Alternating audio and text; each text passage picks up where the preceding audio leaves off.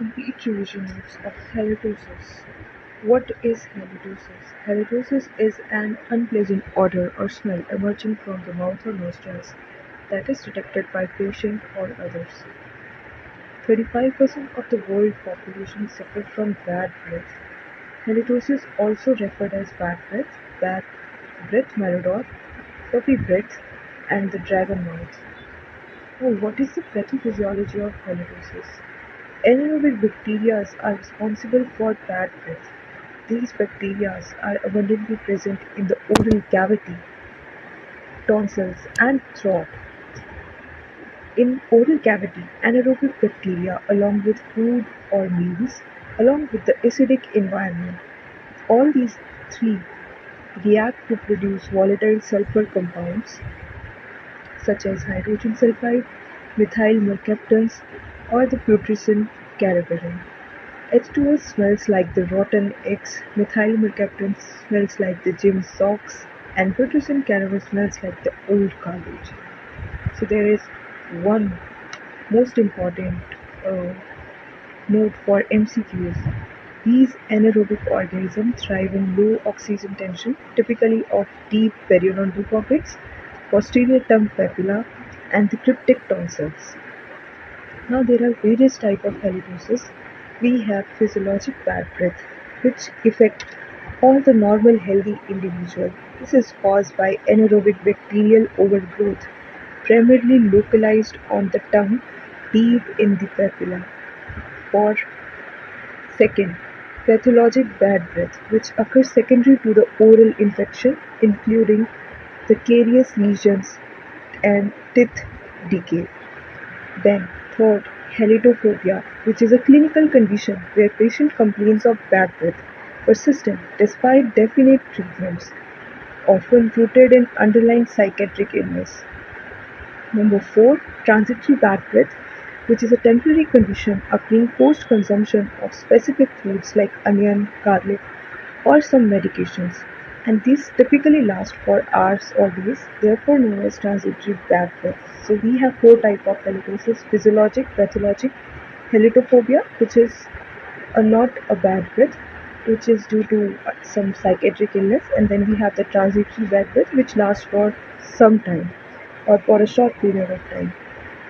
Now, what is the main culprit of bad breath? So, tongue is the main culprit. Tongue is responsible for approximately 85% of the bad breath which arising from our mouth.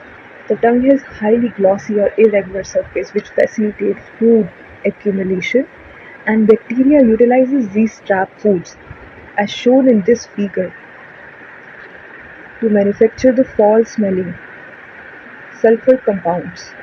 Then, tongue cleaning is more effective than brushing alone in stopping the bad breath. Cleansing reduces the bacterial counts, decrease the plaque formulation, and actively improve the taste sensitivity and quality. Now, there is one common myth that bad breath originates from the stomach, but this is a myth. There is no open tube connecting the stomach or the intestine directly to the mouth. Multiple valves, sphincters, and active muscular walls keep digesting food strictly localized in its correct place. Therefore, this is a myth. Now, what are the foods that promote the halitosis? Number 1, sugars.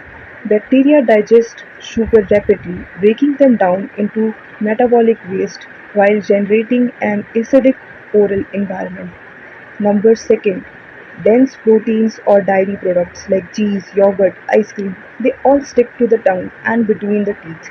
Therefore, anaerobic bacteria break down these proteins to directly release massive amount of sulfur compounds.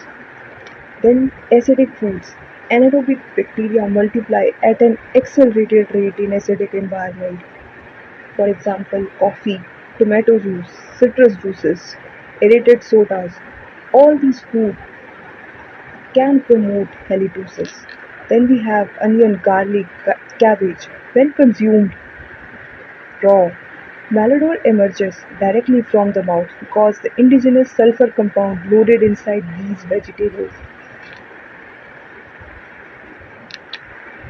Therefore, consume less amount of these foods to prevent halitosis. Now, what are the causes of halitosis?